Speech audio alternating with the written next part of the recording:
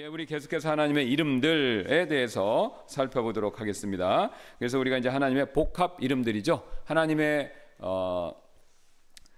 단수 이름, 뭐 여호와, 로드, 예, 다 아시는 내용이고, 이제 이 하나님의 이름들이 두 개가 이상이 합쳐져서 복합 이름들인데요. 우리 지난 시간에 이제 살펴봤던 내용, 예, 우리 여호와 이레 살펴봤었죠. 하나님께서는 준비하신다. 그래서 내게 시편 말씀에 우리 그 여호와 이름을 배우는 방법에 따라서 부족함이 없으시다. 이 내용을 살펴봤었죠. 그래서 하나님은 늘 예비하고 준비하시는 분, 또 우리는 그런 하나님의 형상으로 만들어졌기 때문에 우리도 그런 성품을 갖고 있죠. 예비하고 준비하는 거. 그러니까 예비하고 준비하는 거는 이게 굉장히 하나님의 성품을 담는 귀한 방법이 되겠습니다. 물론 이제 우리가 계획을 못 세워서 즉흥적으로 해야 될 일도 있지만, 일명 이제 이런 식으로 우리가 삶의 철학을 정하시면 안 됩니다. 무계획이 계획이다. 예, 무계획이 계획일 때도 있을 수가 있습니다. 예, 전혀 뭐 예상 밖의 일이 일어나면요. 그러나 제 삶의 철학, 또 내 삶의 인생의 방법은 무계획이 계획입니다. 이렇게 농담 반 진담 반으로 말씀하시는 분이 있는데, 우리 그리스도인들은 그렇게 삶의 원칙을 가지셔서는 안 됩니다. 예, 왜 그렇죠? 하나님은 항상 준비하고 예비하시는 분, 구원받은 우리도 준비하고 예비하는 그런 자세를 늘 가져야 되겠죠. 예, 그래서 우리가 그 사실을 잘 기억하시면서 이번에는 여호와 샬롬 살펴보도록 하겠습니다. 나눠드린 용지 여기 보시면, 여기 제가 지난주에 나눈 양 그림 있는 거 그 뒤에 여기 있죠. 예, 시편 23편 또 나오죠. 그래서 1절에 우리 주는 나의 목자이시니 여호와 로이, 목자이신 하나님 이 뜻이었죠. 그 다음에 부족함이 없으리로다 여호와 이레, 준비하시는, 또 미리 예비하시는 하나님. 그 다음에 2절입니다. 그분께서 나를 푸른 초장에 누이시며 그분께서 나를 잔잔한 물가로 인도하시는도다.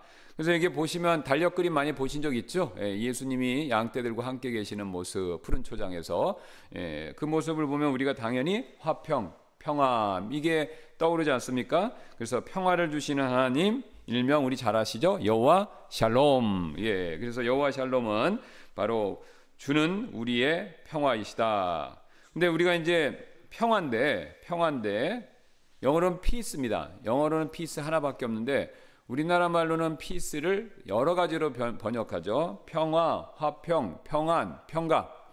우리 문맥에 따라서 단어를 조금씩 바꾸는데, 뭐 기본적으로는 평화 이 뜻이지만 문맥에 따라서 약간 뉘앙스 차가 있죠. 평안, 화평, 평강, 좀 차이가 있습니다. 그러나 기본 의미는 똑같고 영어로는 다 peace이기 때문에 뭐 평안, 평강, 화평 다 똑같이 peace, 샬롬 이렇게 생각하시면 됩니다. 그래서 주님은 우리가 큰 낙심에 빠졌을 때, 그리고 살아가면서 우리 마음의 풍파를 느낄 때 우리를 돌봐주신다. 이거 굉장히 중요한 하나님의 이름이 우리에게 알려주시는 진리이죠. 특별히 우리의 마음속에 있는 문제 해결을 통하여 우리에게 쉼을 주심으로 우리를 누이시고 잔잔한 물가로 인도하시는 분이시다. 그러니까 하나님은 항상 평화, 화평, 평강의 하나님이시죠. 그러니까 하나님이 우리에게 주시는 것은 근심, 걱정, 염려가 아닙니다. 그렇죠. 예. 두려움은 주세요. 경외감.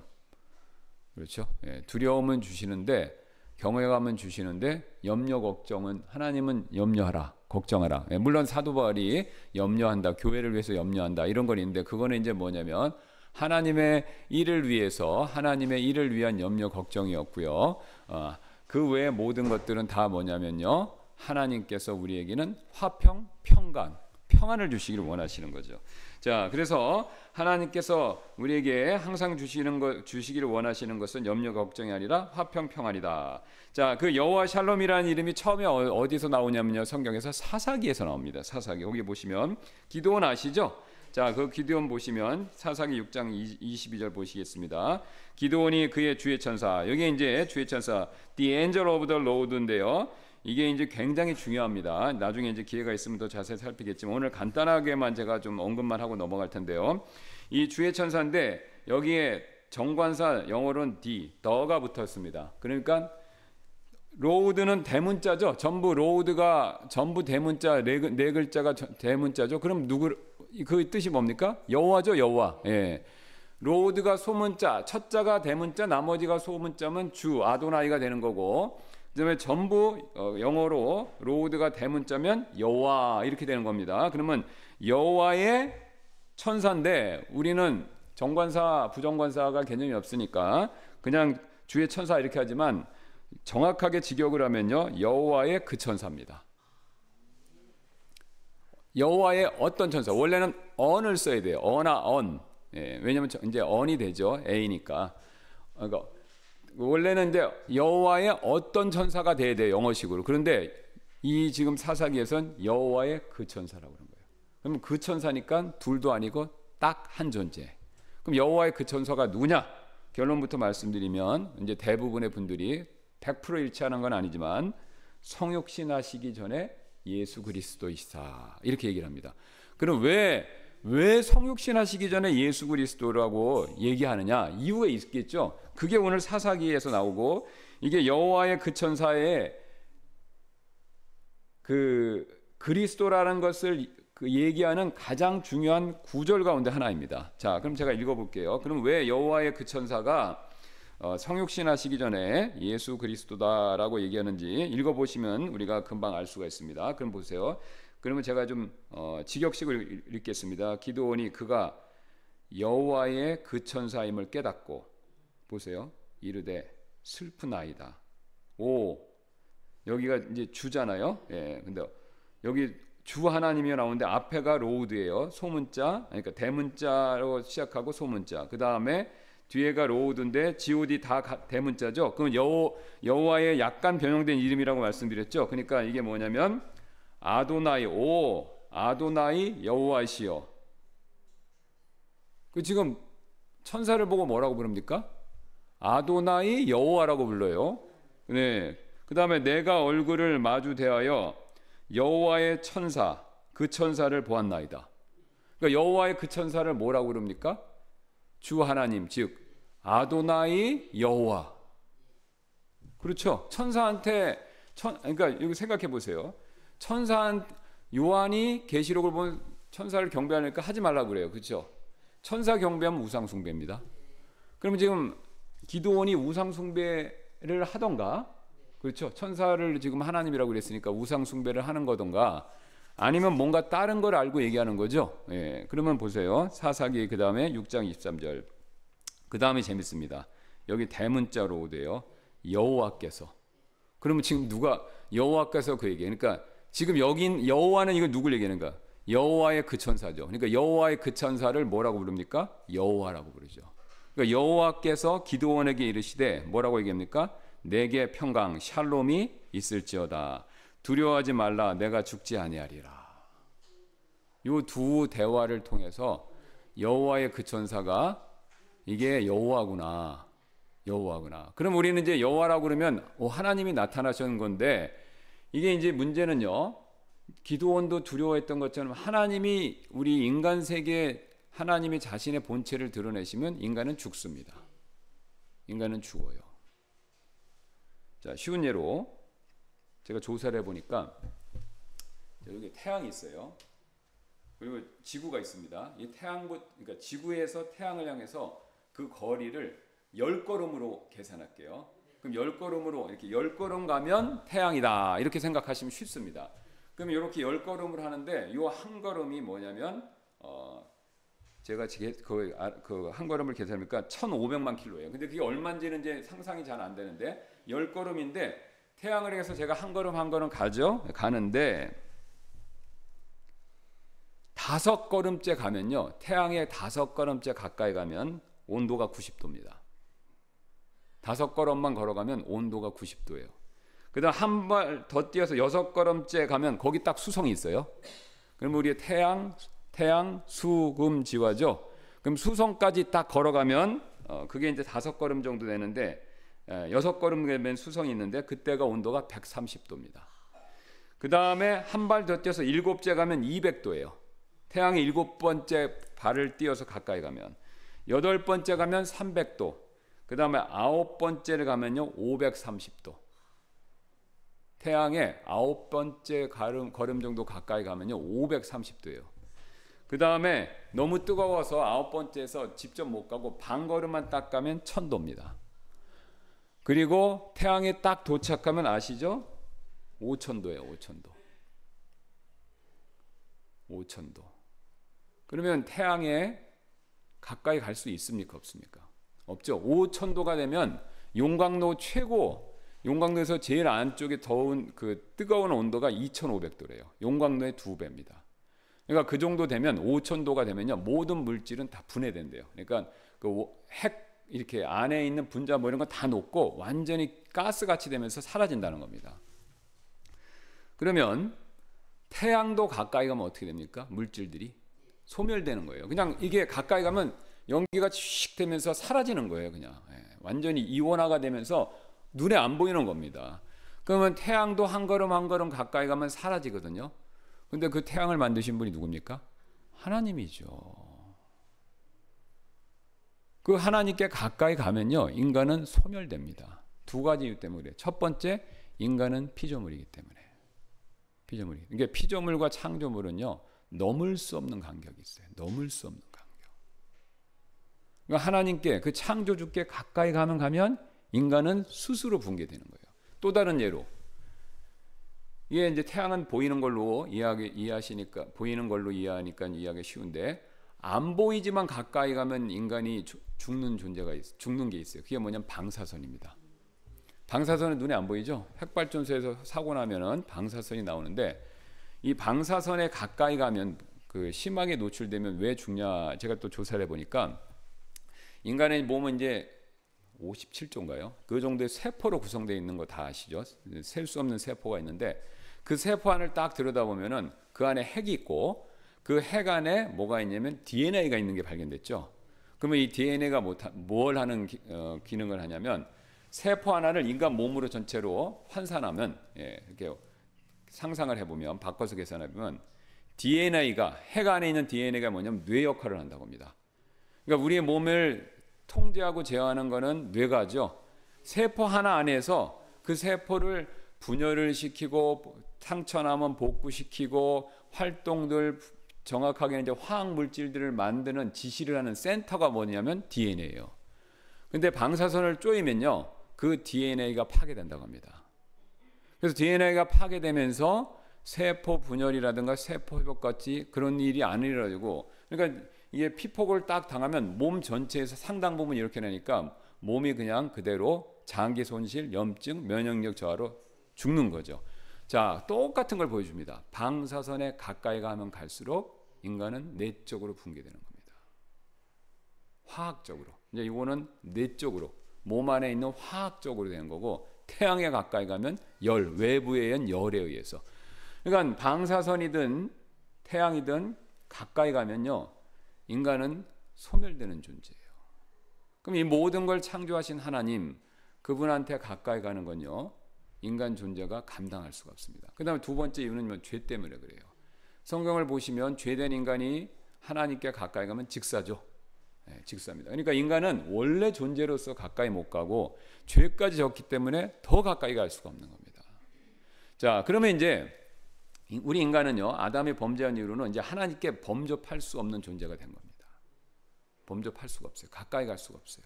인간이 하나님께 가까이 간다는 건 죽음입니다. 그러니까 이 두 가지, 인간이 피조물로서 범접할 수 없고 죄인으로서 범접할 수 없는, 그거를 이제 우리 신학적으로는 이제 하나님이 거룩하시기 때문에 그렇다 그럽니다. 이게 거룩하시다라는 개념은 두 가지가 있습니다. 첫째, 우리가 이제 잘 아시는 그 거룩하다는 개념은 죄가 없다, 있으시다, 그것도 있고, 존재로적으로 창조주시기 때문에 그게 분이 거룩한 거예요. 이 거룩은 이렇게 분리되어 있다는 거잖아요. 그러니까 하나님은 죄로부터 분리되어 있기 때문에 거룩하신 것도 있고, 존재론적으로 창조물로부터, 피조물로부터 분리해 계시기 때문에 또 거룩한 거예요.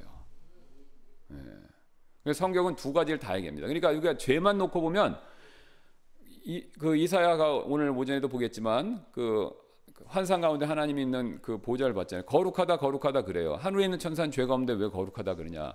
그건 하나님의 존재론적으로 분리되어 있는 걸 얘기하는 겁니다. 피조물이 존재론적으로 하나님과 우리는 분리되어 있다. 그러니까 하나님은 피조물 창조 세계로부터 완전히 떨어져 계시다, 이걸 얘기하는 겁니다.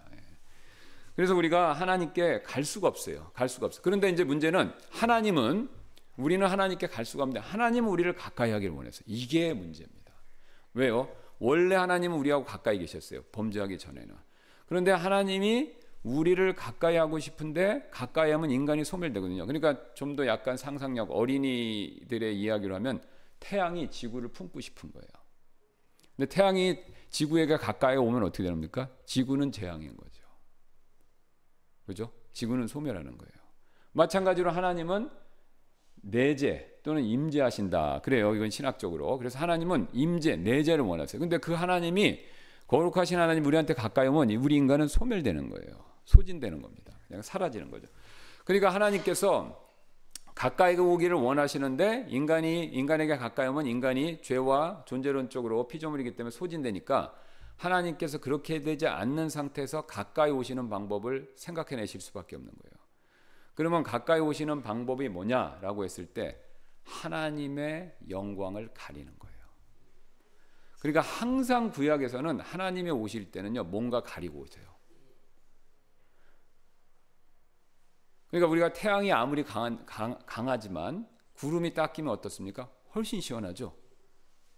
그와 굉장히 비슷한 원리인데요. 하나님이 우리한테 가까이 오실 때 그냥 가까이 오면 사라지니까 하나님이 자신을 가리고 오시는 거예요. 가리고 오시는 거예요.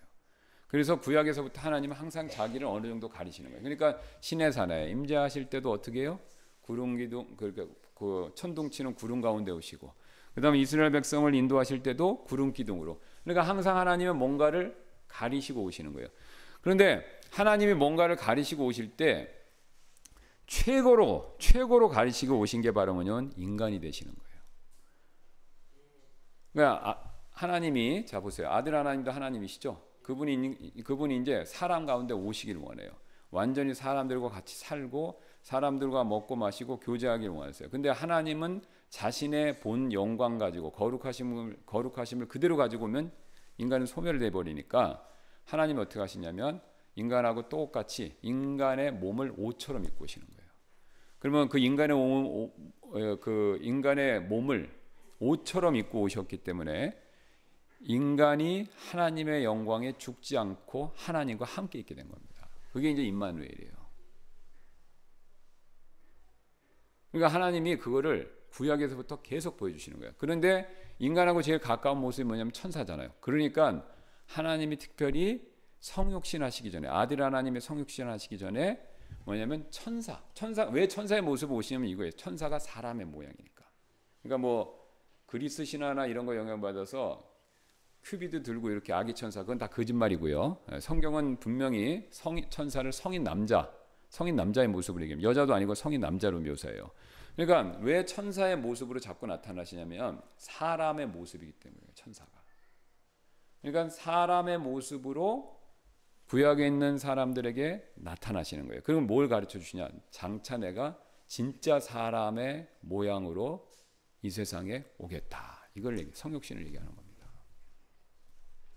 그래서 지금 기드온한테 주의 그 천사, 여호와의 그 천사로 나타나셔갖고 지금 하나님께서 지시를 주시는데 이 기드온은요 구약의 말씀을 알고 있었어요. 왜냐하면 출애굽기 33장 20절에 나를 보고 살 자가 없다 그렇게 얘기했거든요. 이미 모세한테 얘기하셨을 때 하나님 보면 죽는 건 알고 있었어요.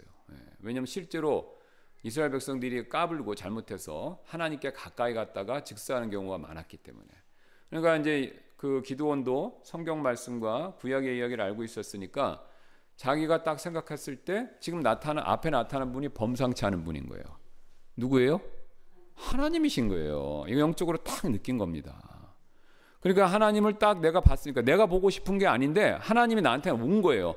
그러니까 나는 이제 죽었네. 이렇게 되는 겁니다. 그런데 이제 이게 왜 다른 경우하고 틀리냐면요. 앞에 죽는 경우는 오지 말라고 그랬어요. 하나님이. 가까이 오지 말라는데 무시하고 신기하다고 가까이 갔다 죽은 거고 이거는 하나님이 찾아오신 거예요. 하나님이 기드온한테 찾아오신 거니까 경우가 다른 거죠. 기드온 책임이 아닙니다. 그런데 기드온은 그냥 평상적으로 생활하고 있는데 하나님이 나한테 찾아오신 거예요. 그러니까 나는 깜짝 놀라면서 죽었다. 이렇게 생각하는데 하나님이 죽지 않을 거다. 그러면서 기드온이 얼마나 공포에 떨었겠습니까? 그러니까 너의 마음에 뭐가 있을 것이다? 평강이 있을 것이다. 화평이 있을 것이다. 샬롬 그렇게 얘기를 하는 겁니다. 예.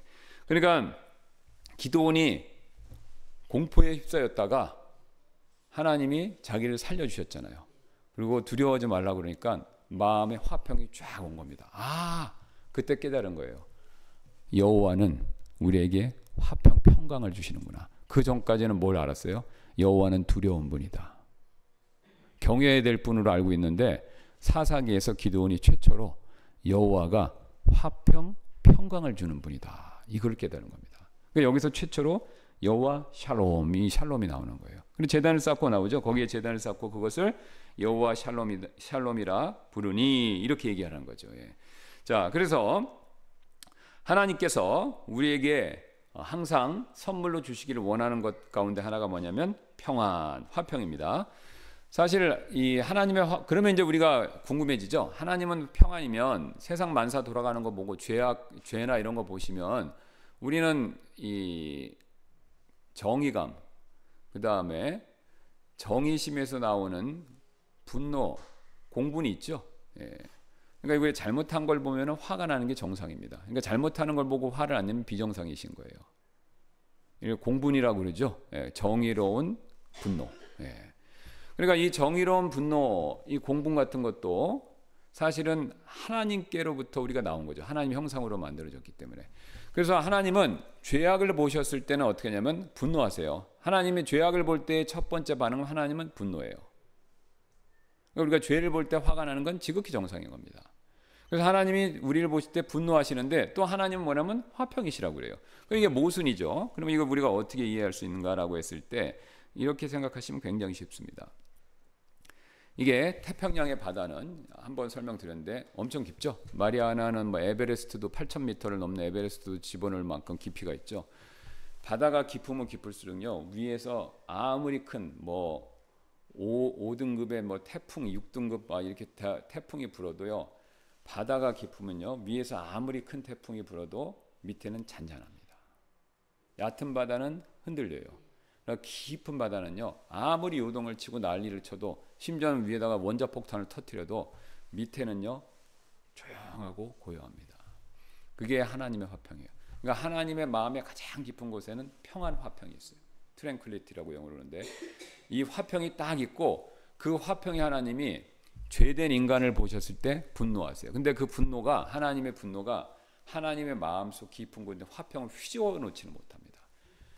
인간은 그게 불가능해요. 왜? 우리의 마음이 얕기 때문에. 그러니까 우리는 남편이나 아내나 자식이 잘못하는 거 보면 울분이 쌓이시잖아요. 근데 그 울분이 내가 은혜 받아서 평안해도 이게 얕으니까 이게 휘저어지는 거예요. 그 평안함이 막 휘저어지니까 내 마음 밑바닥까지 계속 막 분노 이게 되는 겁니다. 그럼 우리는 어떻게 가라앉냐? 보세요. 이게 막 휘저어졌잖아요. 그다음 외부 상황이 좀 잠잠해지면 이게 가라앉아요.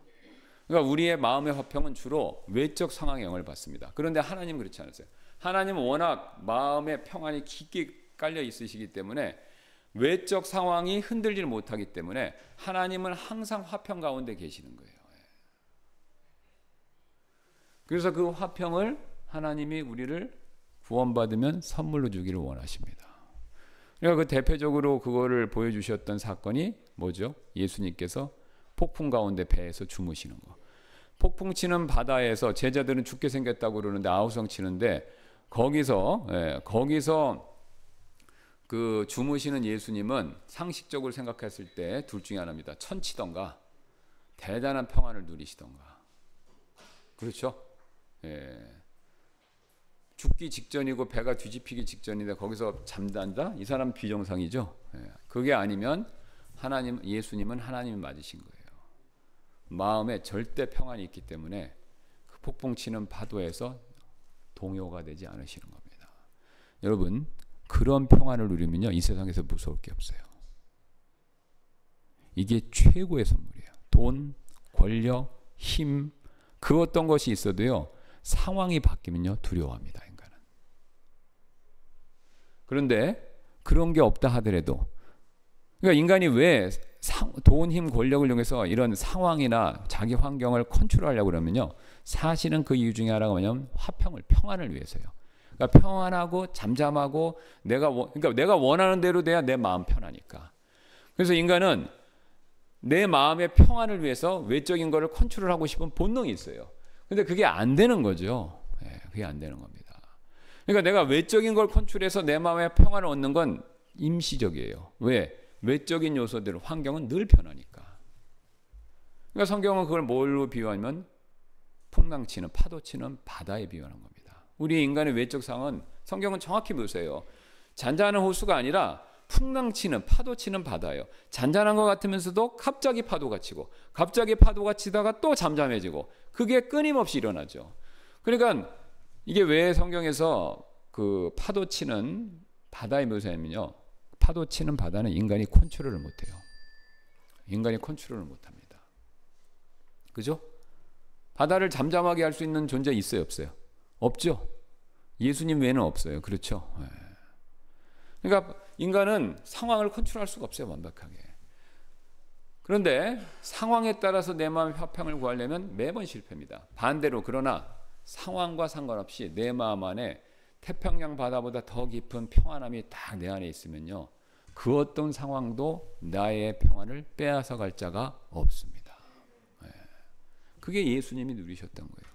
그러니까 예수님 그 화평과 평안을 가지셨기 때문에 십자가의 죽음도 거부하지 아니하시고 담대하게 그 죽음을 받아들이신 거죠. 예수님이 무서워서 질질질질 그러니까 사형수 얘기 제가 말씀드렸죠. 그 교도소 사역하는 그 기독교인들 얘기 들으면 그분이 간증 들어보면 뭐 흉악범 몇 번 죽이고 뭐 진짜 사람 죽이는 걸 파리 목숨도 그 목숨보다 못하게 여기는 그런 흉악범들도요. 사형 교수대로 끌려가면 이제 사형 집행당을 걸리면요. 다 그런 건 아니지만 끌려가기 싫어서 발광하고요. 그다음에 오줌 질질 싼다고 합니다. 대범하게 가는 사람인데 그 사람 소수고 대부분은요. 죽기 싫어한대요. 인간은 죽음 앞에서 두려워하는 거죠. 그런데 예수님은 그런 모습으로 십자가를 지신 게 아니에요. 어린 양으로서, 그죠? 잠잠한 어린 양으로서 두려움 없이 가신 겁니다. 물론 예수님이 십자가형으로부터 고통은 느끼셨지만 두려움을 느끼신 건 아닙니다. 왜요? 하나님의 화평이 본인의 마음을 지배했기 때문에. 그런데 더 놀라운 사실은 하나님이 그 화평, 평안을 우리에게 선물로 주기를 원하신다는 거예요. 근데 우리 인간은 어리석어서 그거보다는 그런 화평보다는요. 환경을 자꾸 바꿔서 내 마음이 평안해지는 걸 바라는 거예요. 그러니까 기도를 거꾸로 하시는 거예요. 하나님 볼 때. 그러니까 우리는 어려운 일 있으면 환경 바꿔줘서 내 마음이 가라앉게 해주세요. 그죠? 그런데 하나님은 그거는 다 들어줄 수가 없어. 얘야. 왜요? 이게 상황이 어려운 게 하나님이 계획 섭리 안에 필요한 일이기 때문에. 그러니까 하나님이 주시는 건 뭐냐? 상황을 바꾸는 건 안 돼요. 왜? 하나님이 많이 양보하셔도 나만을 위해서 인생길이 꽃길로 전부 만들어줄 수는 없는 겁니다. 예수님도 꽃길을 안 만들어줬는데 어떻게 우리를 꽃길을 만들어줍니까? 그러니까 우리는 자꾸 꽃길을 달라고 그러는데 하나님의 꽃길을 줄 수가 없어요. 100% 다. 그러면 하나님 뭘 주시냐? 우리의 마음에 화평, 평안을 주셔서 우리가 이 꽃길을 가든지 그 다음에 가시밭길을 가든지 우리 마음의 평안과 화평이 사라지지 않기를 원하시는 겁니다. 자, 여러분 그러면 둘 중에 여러분이 합리적으로 판단해 보세요. 꽃길을 만들어주는 게 좋겠습니까? 상황과 관계없이 항상 평안함을 주시는 게 그게 더 낫겠습니까? 후자가 낫죠? 합리적으로 생각했을 때. 하나님은 후자를 주기를 원하시는 거예요. 그러니까 여호와 샬롬이 그거를 얘기하는 겁니다. 계속 평안을 준다. 화평을 준다. 그러니까 유대인들 샬롬, 만나면 샬롬 얘기하고. 그래서 은혜와 평강, 서신서 보세요. 바울 서신서 보면 항상 편지할 때 인사하잖아요. 문안. 그러면 항상 두 가지 단어가 거의 나와요. 은혜와 평강이 있을지어다. 그냥 빈말로 하는 게 아니에요. 뭐 식사하셨어요? 우리 하는 말 있죠. 아침에 식사하셨어는 그냥 옛날에 우리 못 살았을 때 하는 얘기듯이 그게 이제 관습이 돼서 그냥 식사하셨어요? 의미 없이 하는 말이지만 하나님께서 지금 은혜와 평강을 얘기하실 때는 이유가 있는 겁니다. 은혜와 평강. 이 평강이 있으면요, 이 화평이 있으면요, 이 세상 살아갈 때 두려울 것이 없습니다. 물론 두려울 것이 없다는 것은 내가 고난과 역경을 다 피하게 해주신다 이 뜻도 아니고요. 예. 이거를 내가 뭐 그냥 믿음으로 계속 승리하면서 내가 전혀 까딱 없이 전진한다 이 뜻도 아니고요. 예.